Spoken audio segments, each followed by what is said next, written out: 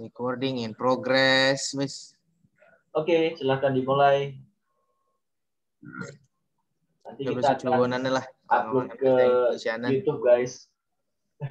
YouTube yang ada. Alah rasanya aneh, gue. Karena iki regane aku sak meeting minimal 1.000 iki. Dikomersilkan oleh bayaran. Tekan ndi?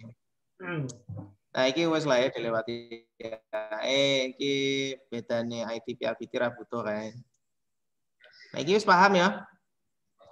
Struktur tesnya piye kan? Iya, dijelaskan dong. Ya. Sorong. Lah kan masuk blas 0 putul ora ngerti arep tes. Kalau cuma 0 putul buat upload YouTube masuk aku ketahuan 0 putul lah isinya. Topone gue. Iya, aneh uang sobat. Loh. Mbak Roni apa aku, Mbak? Gue apa kayak kresek-kresek gue. Aneh. Mau Mas Ari Rene lagi Mbak Roni Rene. Mas Ari emang Rene lagi Mbak Roni. Hah? Alah ya, ngobrol-ngobrol lah ya masalah online gue. Bicai, saya. Lagi kita jelasin deh ya. Di nasi section 3, ada section 1 listening, 2 grammar, 3 reading. Section 1 listening itu dia ada 3 part ya. Part A itu 30 soal, itu short conversation. Jadi modelnya itu kayak gini. Ada nggak ya? Modelnya gini, nah kayak gini misalnya. Ya. Jadi percakapan pendek ya, jadi cuman line per line begitu. Jadi ada pernyataan ditanggapi, lalu ada narator ya, narasi pertanyaannya apa, dan kita nyari jawaban gitulah. Jadi model soal sing koyo ngene iki totali ada sekitar 30 soal ya. 30 soal. Nah, untuk 20 soal sisanya itu biasanya part B karo part C. Itu rata-rata 10 soal. 10 soal part B, 10 soal part C biasa gitu.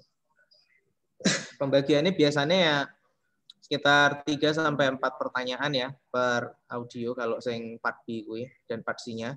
Jadi misalnya satu audio dia ada 3 agak panjang itu bisa ada 3 pertanyaan atau 4 pertanyaan lah gitu. Nanti tergantung si naratornya kan, biasa dia dikasih petunjuk gitu lah. Durasinya ya 30-an menit lah ya. Rata-rata lah gitu. Terus like grammar itu ada 40 soal ya. 40 soal itu ada 2 bagian yang ada 2 bagian inilah macam jenis soal lah gitu ya. Enak structure itu jadi ada kalimat yang kosong begitu dan kita diminta untuk mengisi bagian yang kosong gue dengan struktur dari kalimat yang benar ngono lah. Kalau sing written expression ini kan error recognition ya. Jadi error recognition gue kita ada kalimat lengkap nanti, tapi di situ ada bagian kalimat yang kurang sesuai atau kurang tepat. Nah, kita harus identify yang bagian yang kurang tepatnya di mana. Total ada 40 pertanyaan, durasi waktunya 25 menit. Reading comprehension ya reading pada biasanya ya. Cuman readingnya di sini tuh betul-betul topiknya topik akademik. Jadi kayak misalkan macam-macam ya topik akademik kayak masalah sejarah, ekonomi, manajemen, psikologi, penyakit, macam-macam lah. Jadi topiknya ke sana. Itu total ada 5 passage, per passage rata-rata 10 pertanyaan. Totally waktu yang dialokasikan 55 menit. Itu. Oke. Nah, ini biasanya common mistake ya. Common mistake ketika orang ambil TOEFL, biasanya itu yang pertama, kalau di listening section, itu yang biasa terjadi itu get distracted by the surroundings. Jadi itu nggak fokus dengan audio. Apa meneh misalnya engko tesmu gue audio bersama ya. Itu biasanya gampang banget terdistract. Jadi satu sound begitu di depan, terus mari ngono iki ada peserta banyak di belakangnya gitu kan. Itu biasanya gampang banget ke distract. Misalnya nanti opo gitu. Aku pakai laptop nanti. Jadi tapi pakai headset dewi kan. Oh, aku lebih enak. Soalnya kan biyen saurunge pandemi kan ngono, tes. Jadi kayak zaman ujian di SMA ya. Nah, kayak model ujian ngono lah. Jadi iki rapo enak lah. Sing penak ya sini per orang siji gaya headset gitu. Penak. Terus unexplored main idea maksudnya ketika listening itu betul-betul kosong, nggak ngerti apapun. Artinya ketika mendengarkan itu nggak bisa memahami jenis audio apa ya, jenis ekspresinya ini misalnya di part E ya, jenis ekspresinya ini ekspresi apa nggak ngerti. Terus mencoba mengartikan bahasa Inggris secara literal meaning, jadi apa sing ono ning kono diartikan secara letterlek gitu. Nah, itu nggak bisa gitu. Word by word ya. Jadi word by word nggak iso gitu. Jadi harus betul-betul paham konteksnya gitu. Tendency to skip question, jadi kan hanya satu kali aja sampai nggak dijawab, jadi dijawab full ya. Jadi misalnya kerungu nggak kerungu, pokoknya dijawab lah. Misalnya nggak enak ngitung kancing kan, agak ngono ya coba air untuk ditone kunci jawabannya, wah iki golek polane A B C, wah iki kemungkinan E, gitu kan, iso kan. Disorganized management of time nggak terlalu sih, listen blindly on the audio lecturers, wrong application, nah ini nggak penting lah. Nah, kayak gitu ya. Jadi kalau untuk listening itu kesalahan-kesalahan yang paling sering tuh biasanya nggak paham apa ya, nggak paham ekspresi yang muncul ya, atau kategori-kategori ekspresi yang sering muncul dan karakteristiknya seperti apa. Jadi ini biasanya ya ngawur, ngrungokne wae gitu. Padahal ada ketentuannya kayak kalau ada ekspresi seperti ini nanti jawabnya gimana. Nah, gitu-gitulah. Part 2, section 2 itu ada grammar ya. Grammar itu total 40 pertanyaan tadi. Grammar itu biasanya common mistake-nya ya, karena grammar itu atau structure di TOEFL kan fokusnya ke sentence. Di mana kita either melengkapi sentence atau mencari bagian sentence yang salah gitu kan, yang error. Nah, itu biasanya kesalahan pertama itu tidak paham yang namanya subjek dan objek verb ya, atau predikat di bahasa Indonesia. Yang terjadi biasanya nggak paham subjeknya mana, nggak paham verbnya mana, nggak paham the whole sentence seperti apa, biasanya yo wes salah gitu ya. Unaware of a positive, nah ini materi yang cuma lumayan ini ya, specialized lah. Nanti aja. Does not know the difference of person. Nah, ini nggak terlalu penting. Yang paling penting ini sih, karena kita belajar atau kita di sini fokusnya adalah mempelajari kalimat, jadi harus identifikasi pertama itu adalah identifying subject sama verb. Gitu. Jadi meskipun nanti di belakangnya ada banyak materi mengikuti ya. Kayak gitu. Terakhir, kalau di reading common mistakes-nya ya biasanya ini disorganized ini biasanya sering terjadi, apalagi kalau untuk orang-orang yang nggak pernah reading, tiba-tiba reading, itu waktunya pasti akan, loh kok usah ini, waktunya entek. Gitu ya. Jadi harus betul-betul di manage waktunya. Minimal paling enggak untuk pengerjaan satu soal itu ya, itu ambil waktu paling enggak 1 menit lah. Atau kalau ada soal yang kadang susah gitu ya, itu coba pakai timer ngono. Itu paling enggak kayak ono iku wae, waktu misalkan 3 menit gitu misalkan. Jadi kalau semisal lebih dari 3 menit ya wes. Lewati pertanyaan lain gitu. Berarti you fail to answer that. Jadi jangan menghabiskan waktu. Terus inattentive to identify the main idea ya. Jadi main idea itu, jadi gini, setiap kali reading itu ada, aku ya, dan ini nggak semua orang melakukan ya. Tapi misalnya aku ketika reading, hal pertama yang aku lakukan itu mencari main idea. Jadi masih ada yang pertanyaan ini ku enek apa enek main idea, itu tetap tak boleh. Kenapa begitu? Karena membaca dari general to detail itu lebih memudahkan daripada kalau kita membaca itu acak. Acak lu dalam artian sesuai dengan pertanyaan gitu loh. Tapi misalnya awakmu nggarap terus iku ngerti main ID-ne dhisik, iku luwih penak. Jadi ibaratnya ngono ki kayak wong golek dalan ngono ki wis nemu lah gitu. Oh iki kemungkinan lewat kono ki. Nah, jadi dari main ID itu kita bisa mendeduksi kira-kira reading ini mau dibawa kemana. Jadi lebih mudah. Sehingga hal pertama yang kulakukan biasanya pakai skimming untuk reading. Skimming ngerti lah Pakmu ya. Jadi membaca cepat buat cari main idea. Jadi kan biasanya kan dia setiap reading itu setiap passage itu kan macam-macam. Tapi jumlah paragraf di dalam satu passage itu bervariasi memang. Tapi biasanya pasti lebih dari satu, minimal 2. Nah itu kalau misalkan main idea itu kalau bisa dibaca secara keseluruhan. Jadi main idea di paragraf pertama apa, di paragraf kedua apa, lalu dicari benang merahnya. Atau istilahnya kayak dia ngebahas apa sih di situ secara holistiknya gitu kan. Nah itu penting ya. Jadi ben awakmu ketika nggarap itu lebih terstruktur gitu. Okay. Forget to apply the method of elimination. Jadi biasanya ketika orang membaca ketika semisal udah ketemu jawaban dalam tanda kutip ya, dia merasa udah ketemu jawabannya, itu langsung dipilih. Padahal kalau kita menjawab di reading, itu selalu ada kemungkinan kita membaca secara salah. Karena kan struktur grammarnya yang kadang sulit untuk dimengerti atau vocabnya yang apa. Jadi usahakan setiap kali kita mau milih jawaban, itu berangkatlah dari mindsetnya ya. Berangkatlah dari jawaban yang salah dan dieliminasi.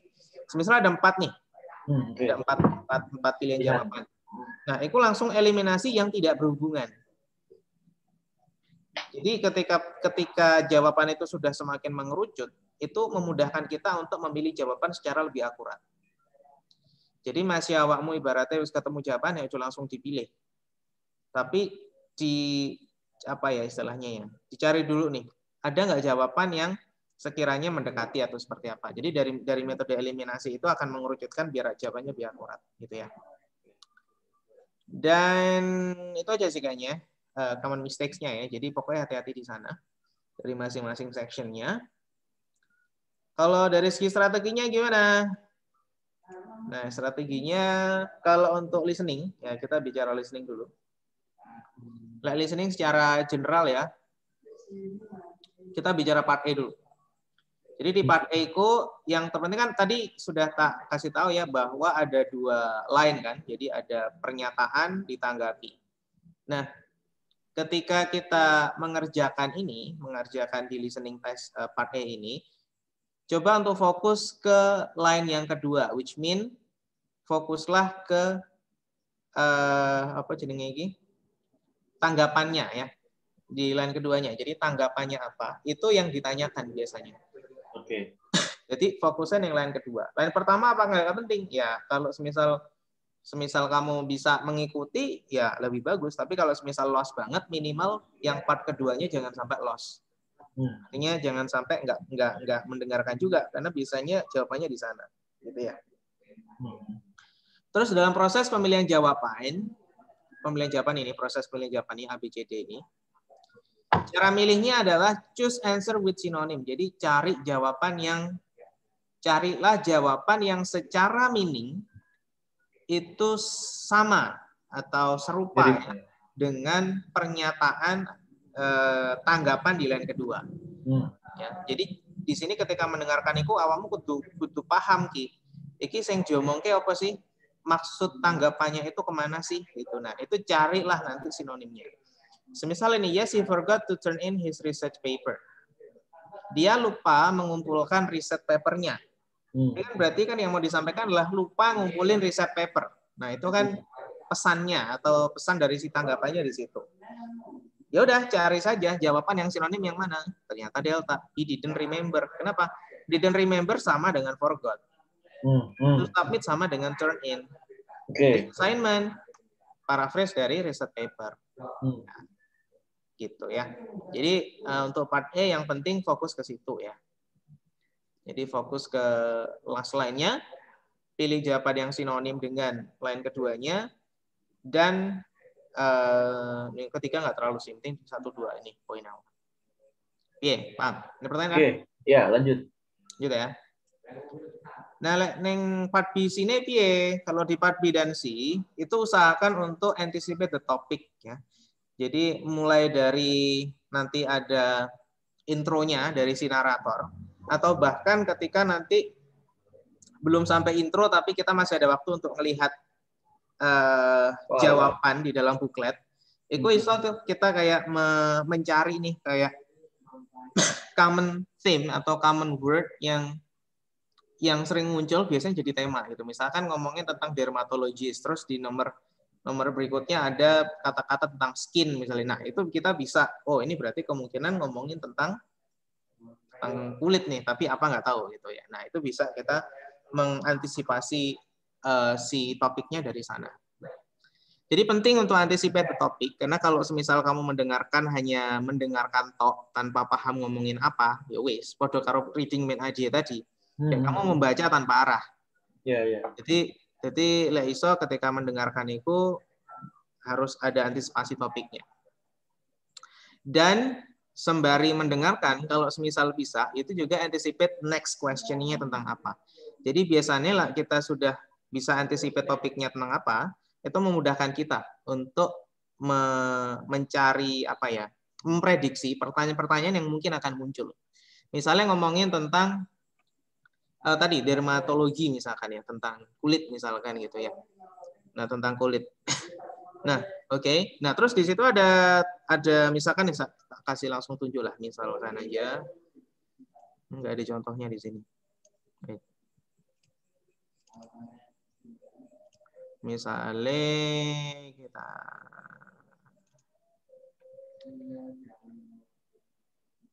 misalnya lagi ya. Nah, misalnya lagi pertanyaan nomor 5 sampai pertanyaan nomor 8. Itu satu audio nih, asumsi ya. Kenapa seperti itu? Karena kalau kita lihat kayak nomor 8 ke nomor 9 itu kan sudah beda jauh nih. Gitu ya. Kayak ngomong nih Flu Blood, ini ngomongin Civil War. Ngomongnya Captain America, malah gak nyambung kan. Jadi beda jauh. Jadi kemungkinan batasnya dari nomor 6 sampai nomor 8. Jadi kita bisa memprediksi audio berikutnya itu dari soal yang mungkin muncul gitu ya. Terus kita lihat di sini misalkan nomor 6 nih ngomongin tentang skin.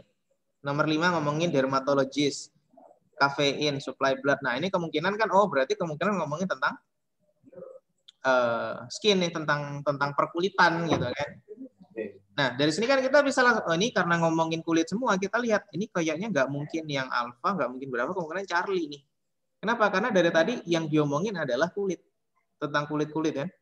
Jadi kemungkinan, jadi kita ketika membaca ini sudah punya deduksi awal, kayak sudah punya hipotesa, gitu ya, bahwa yang kita cari ya jawabannya kemungkinan yang C. Jadi ketika kita mendengarkan itu kayak kita tinggal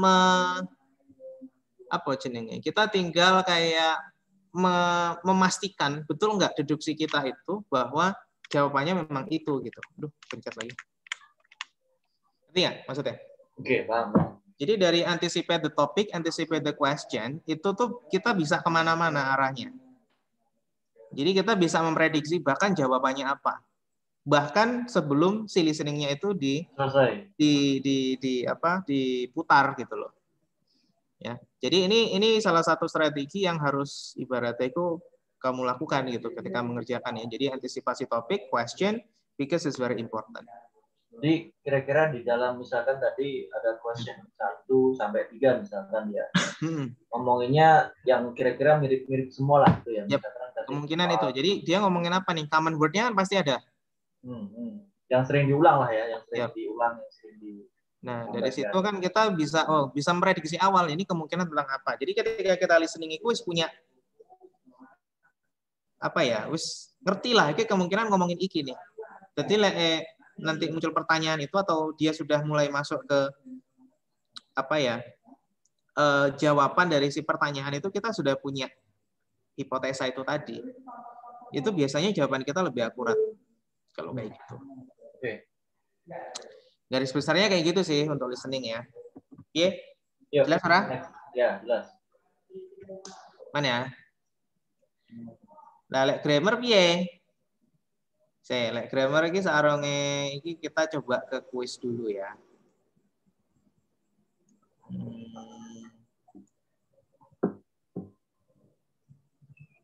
Nanti grammar kuis.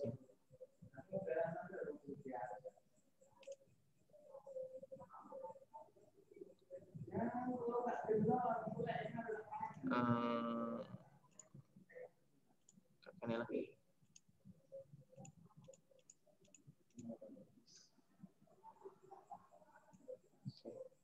Nah, kita coba nih. Ini seperti ini ya. Nah, ini coba identifikasi.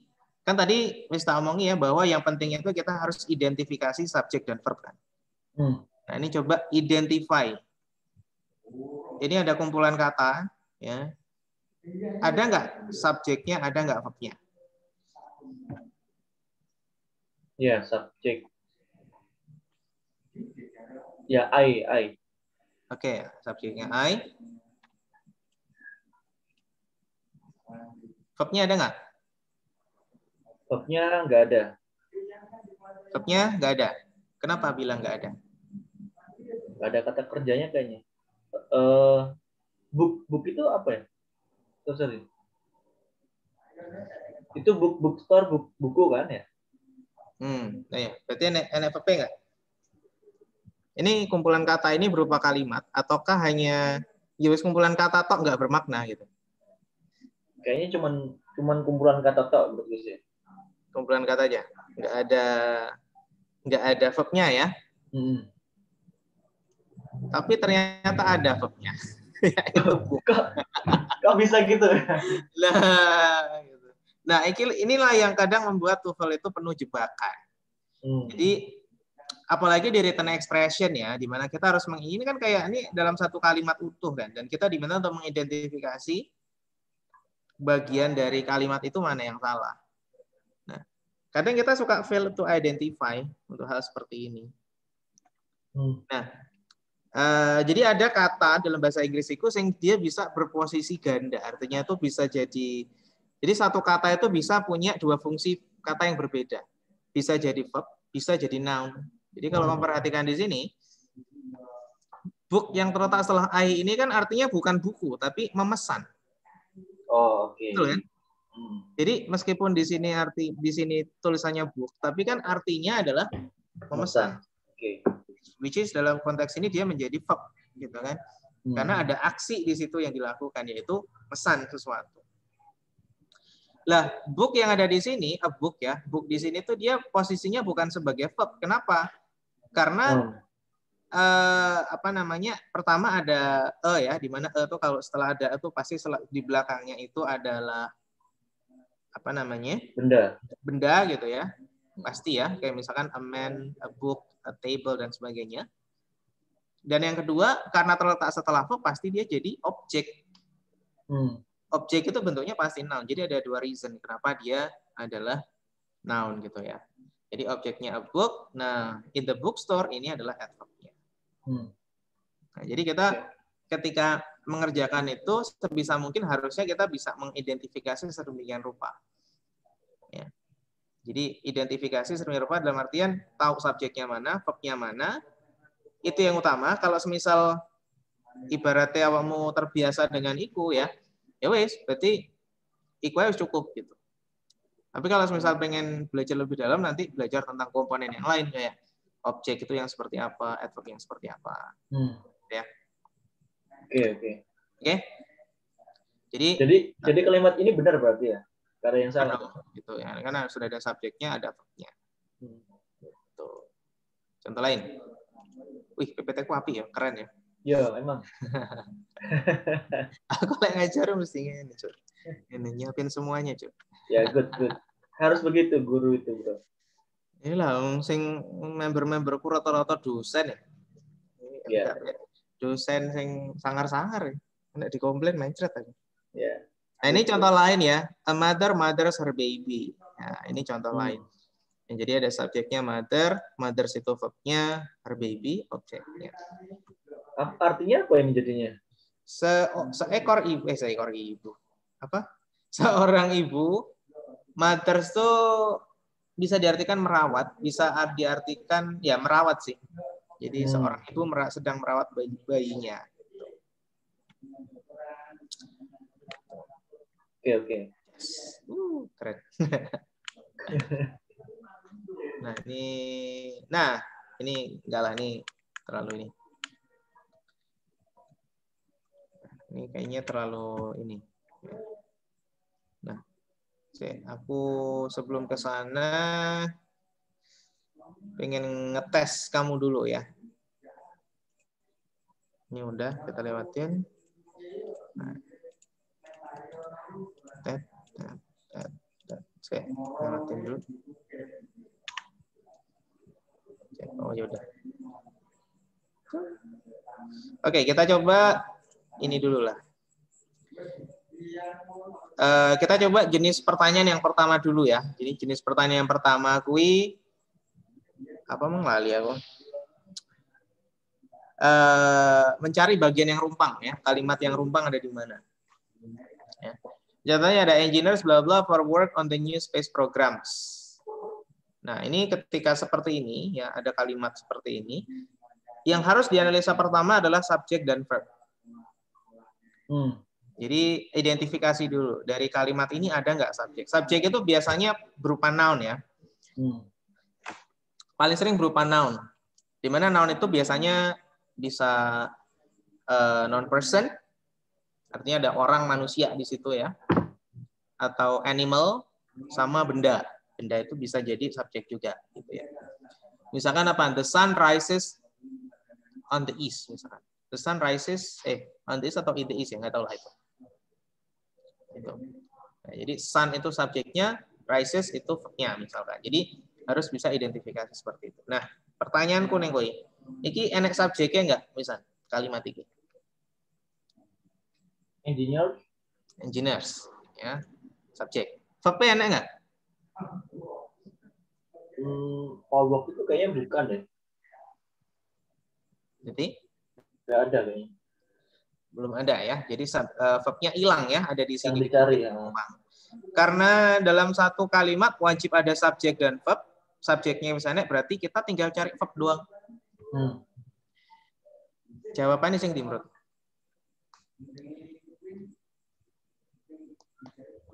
Army. Kenapa nggak alpha? Nggak tahu. Feeling. Ya, jawabannya yang bravo memang. Jawabannya bravo ya. Kenapa kok nggak alpha yang kita pilih? Karena needing meskipun terlihat seperti adjektif, seperti verb, tapi dia bukan verb. Dia posisinya sebagai adjektif. Kenapa kok sebagai adjektif? Alasannya adalah kalau kamu menemukan verb ing, apapun itu nanti verbnya ya. Pokoknya verb ing ada needing, swimming, singing, apapun itulah. Kalau dia tidak ada to be, ini contohnya ada are ini kan to be. Kalau tidak ada to be, dia pasti bukan verb. Pasti adjektif. Jadi misalnya kau di dalam kalimat butuh verb, terus di pilihan jawaban mengerucut tinggal 2 seperti ini, ya wes karena milih yang satunya aja, yang ada verbnya, artinya ada to be-nya di situ. Ngerti ya? Ini salah satu cara.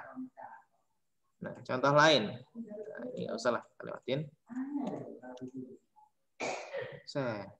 Wih, keren ya. Aku pernah bikin PPT kayak gini ternyata. Ini kira tata gawe gitu. Pas webinar tor atau habis itu. Ini kita lewatin lah. Wow, hilang. Kebur. Nah, iki sing tadi ya, sempat kita bahas tadi. The child playing in the yard is my son. Nah, jadi kadang kita di beberapa soal tuh dikecohkan dengan hal seperti ini juga ya, dengan participle atau adjektif yang tadi gitu ya. Nah, jadi tetap ya analisa awalnya itu harus identifikasi ada subjeknya, ada ya.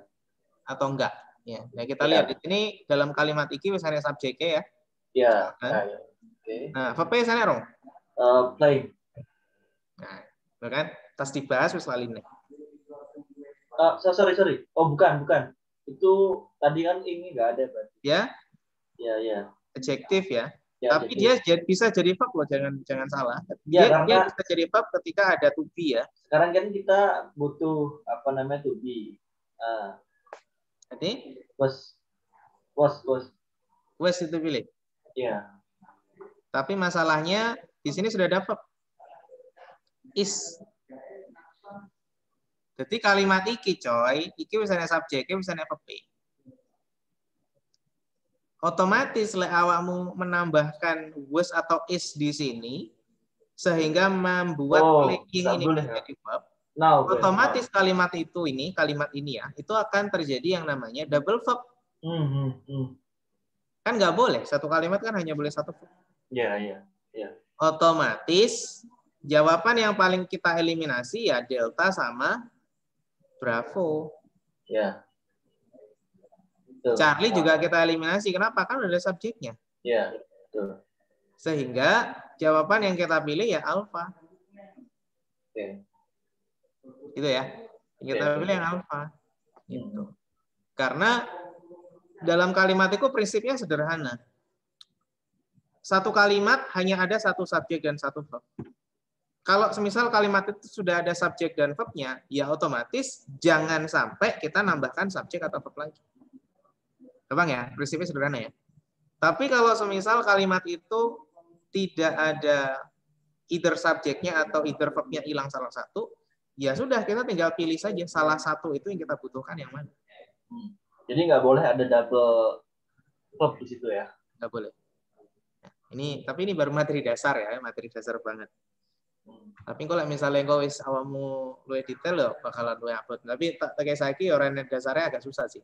Tapi yang paling penting iki di sini lah. Pondasinya di situ. Ngerti ya? Oke. Main. Contoh lain. Apa iki sih? Kamu tak kayak dua contoh ya ternyata. Saya kira reading. Nah, reading ya, reading iki. Berarti reading iku wis tak mau sih. Berarti yang penting iku find the topic of the passage. Jadi topiknya kudu ngerti ya. Terus habis membaca dan kamu bisa menemukan di mana topiknya atau main idea-nya nanti. Step kedua, cari keyword. Keyword di pertanyaan. Contohnya ini. Iki lindu apa tipe sih? Menret mau. Iku efek apa jenenge? Tinggi. Lah, masa enak tinggi gue. Wah, betul. Tapi gak seneni makmu kan? Mulai. Bagus orang lagi. Karena diseneni makmu. Mulai go tinggi ini.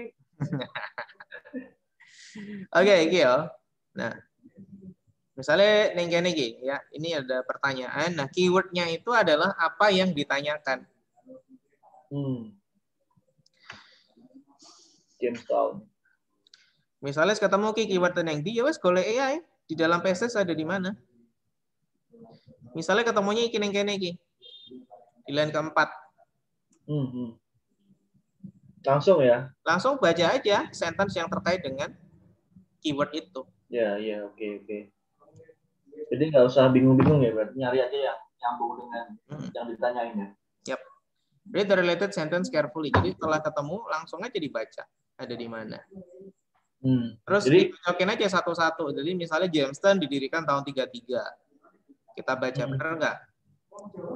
Williamsburg kota yang didirikan tahun 1633. Berarti alfa salah. Alfa salah gitu ya. Kenapa? Nggak, wong iki tahun 1633 yang didirikan tuh si Williamsburg kok bukan Jamestown kan? Alfa salah. Bravo, this was settled 26 years after Williamsburg. Jadi kota Jamestown didirikan 26 tahun setelah Williamsburg. Benar nggak? Salah juga, karena harusnya Jamestown dulu kan? Habis itu Williamsburg.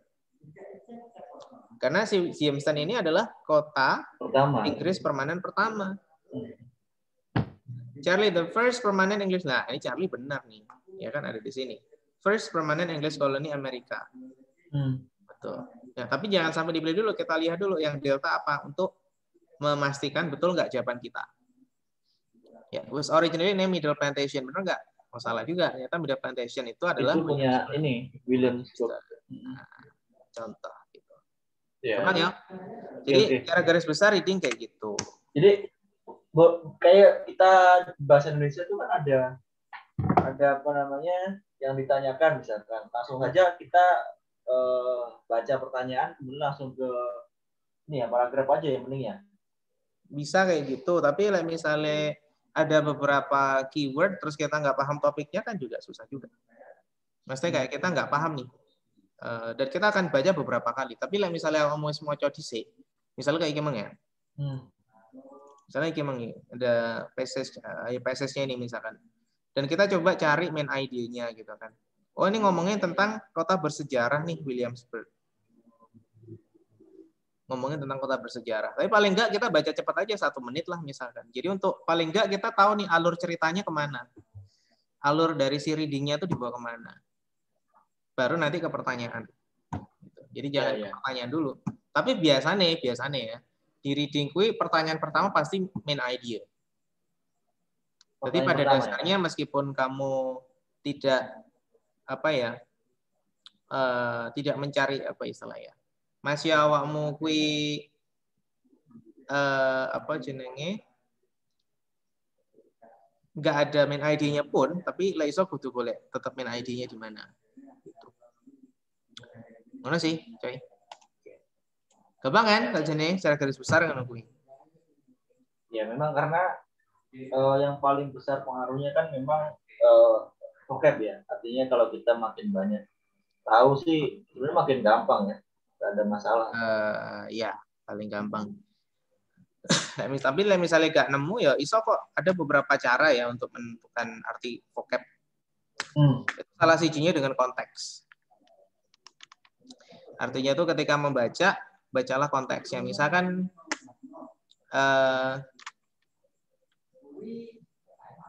apa ya misalkan ya. Misalkan gini. I have many pastimes. Saya tak tuliskan lah misalkan ya contoh ya. Saya share misalkan whiteboard itulah. Misalkan ini contohnya. Mana lagi?